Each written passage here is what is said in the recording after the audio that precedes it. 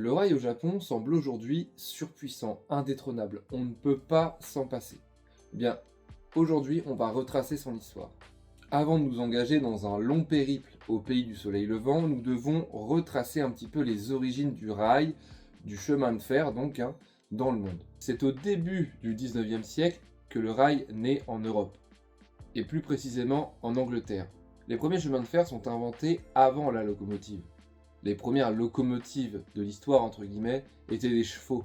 Concernant la France, c'est le 24 août 1837 que la première ligne fut conçue uniquement pour les voyageurs et exploitée avec locomotive à vapeur.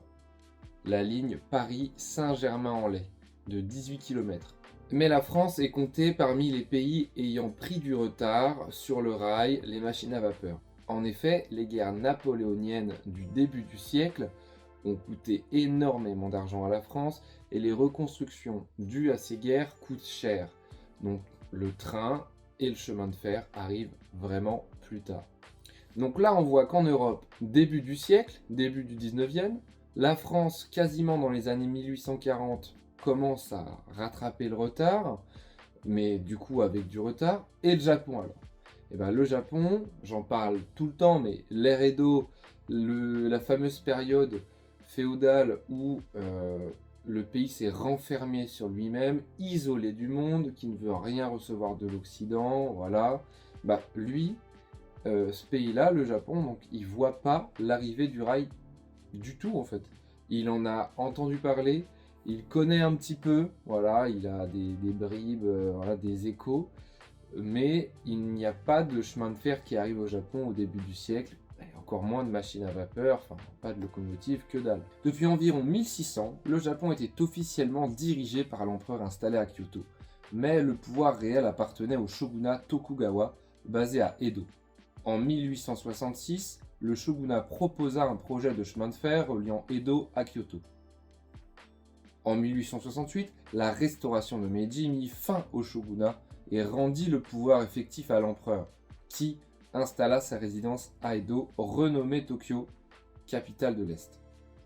Un projet de ligne ferroviaire entre Yokohama et Edo, accordé auparavant à un diplomate américain, ne fut cependant pas maintenu par le nouveau régime. La même année, le marchand écossais Thomas Blake Glover importa la première locomotive à vapeur au Japon, appelée Iron Duck, qu'il fit circuler sur une courte piste d'essai à Nagasaki. Toutefois, confier la construction de la première ligne ferroviaire à des étrangers restait politiquement sensible après des siècles de méfiance envers l'extérieur.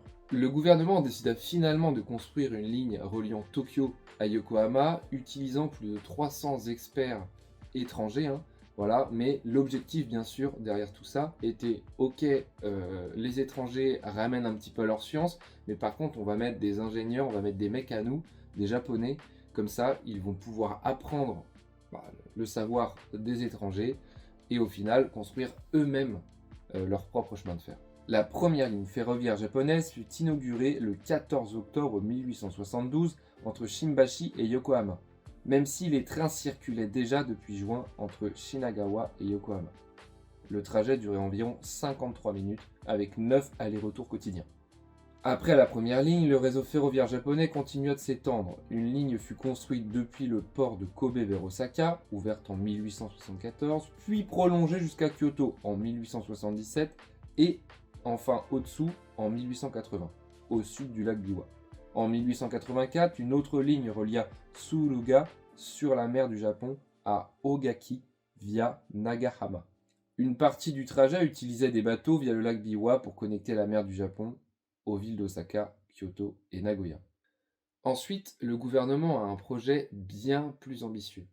Relier Tokyo à Nagoya, puis ensuite jusqu'à Kyoto. Un projet initial prévoyait un tracé intérieur passant par Takasaki et le col d'Usui. La NRC, Nippon Railway Company, obtient alors la concession pour exploiter la future ligne principale Tohoku de Ueno à Aomori. La NRC finança aussi une mise en ligne reliant Akabane à Shinagawa via Shinjuku, ouverte en 1885, qui devint la première section de la future ligne Yamanote. Face à un coût élevé des lignes traversant les montagnes, le gouvernement décida en 1886 de construire la ligne Tokaido le long de la côte sud entre Tokyo et Nagoya. Bien qu'environ 238 km plus longue, elle coûtait 13% moins cher à construire. L'économie réalisée permit de financer une ligne reliant Otsu à Nagahama le long du lac Biwa, supprimant un passage difficile par Gotemba. La ligne Tokaido resta la principale ligne ferroviaire du Japon jusqu'à l'ouverture du Shinkansen Tokaido en 1964. Donc en fait là on voit qu'en 1886 déjà il y avait le tracé qu'on connaît quasiment le tracé qu'on connaît quoi. Sauf que c'était pas forcément un Shinkansen, mais le tracé qu'on connaît tous qui passe par la mer et pas par les terres existait déjà avant 1900 quoi. À la fin du 19e siècle, le Japon développe rapidement son réseau ferroviaire. Après l'achèvement de la ligne Tokaido, qui termine officiellement les travaux en 1889, le gouvernement commence à établir une politique ferroviaire nationale. En 1892, la loi sur la construction des chemins de fer définit des lignes prioritaires à construire par l'État ou par des entreprises privées afin de relier les principales régions du pays et de soutenir le développement économique et militaire. Certaines lignes importantes sont alors construites, notamment la ligne Chō entre Tokyo et Nagoya, par l'intérieur du pays, et la ligne Ōu reliant Fukushima à Aomori le long de la mer du Japon. La construction de certaines sections est difficile, comme au col d'Usui, où tunnels, viaducs et un système de crémaillère sont nécessaires. À cette époque, la majorité du réseau appartient encore à des compagnies privées, dont les principales sont Nippon Railway, Sanyo Railway, Kyushu Railway, Kansai Railway et Hokkaido Railway. Ces entreprises construisent une grande partie des lignes principales, tandis que l'État développe aussi son propre réseau en parallèle. Les chemins de fer s'étendent progressivement à tout le pays et apparaissent aussi en ville avec les premiers tramways, comme celui de Kyoto en 1895.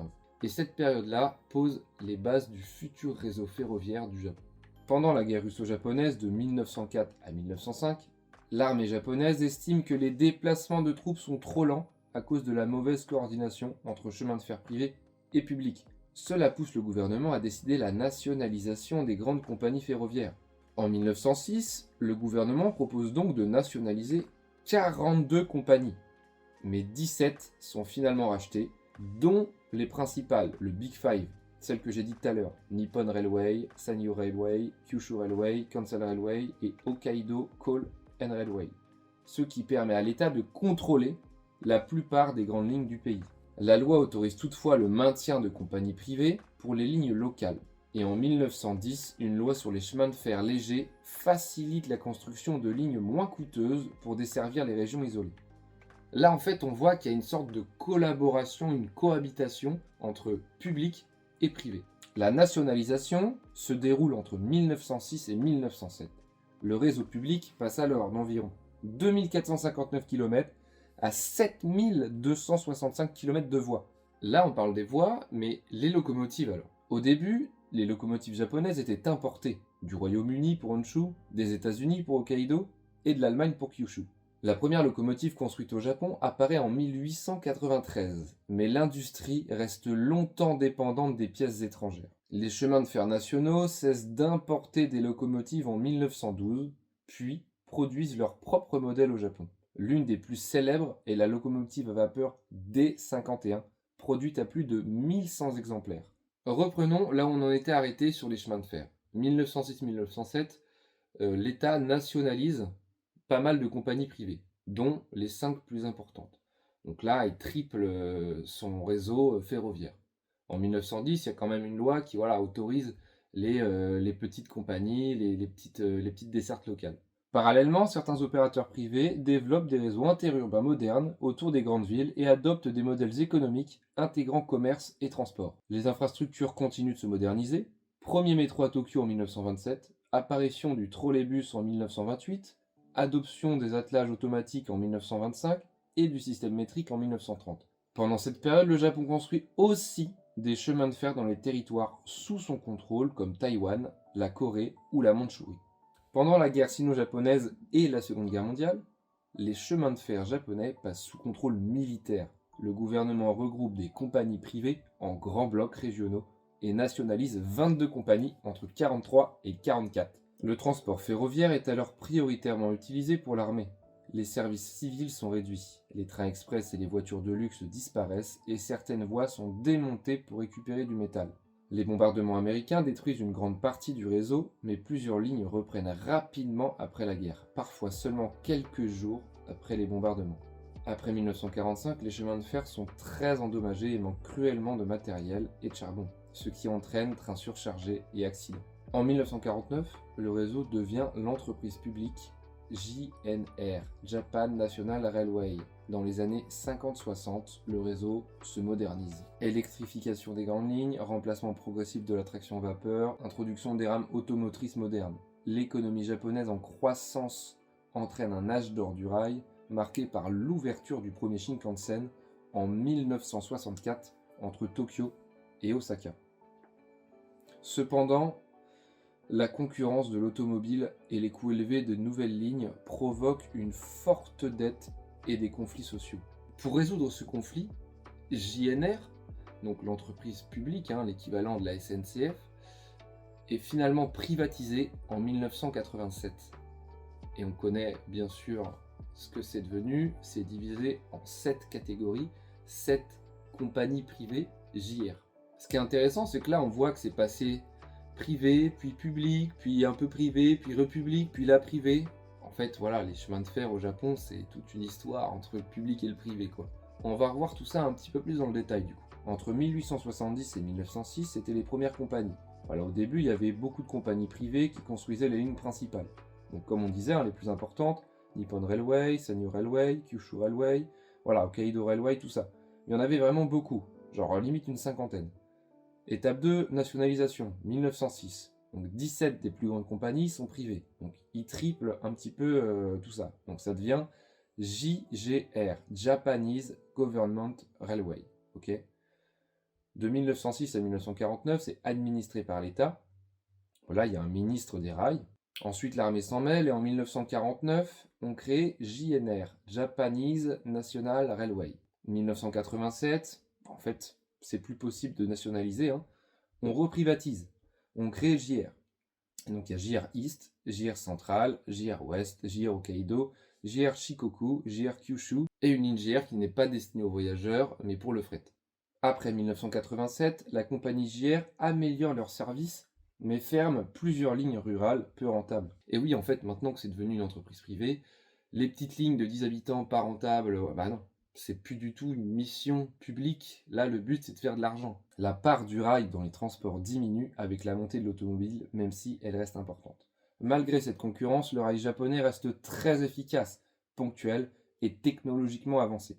Des innovations apparaissent comme le Portliner, transport automatisé, 1981, le tunnel du Seikan et le pont de Seto reliant les grandes îles, en 1988, l'extension du Shinkansen, et les trains maglev avec un record de 603 km/h en 2015. Depuis 1872, on voit que le développement du Japon est étroitement lié à son réseau ferroviaire, qui demeure d'ailleurs aujourd'hui encore le transport principal des grandes villes.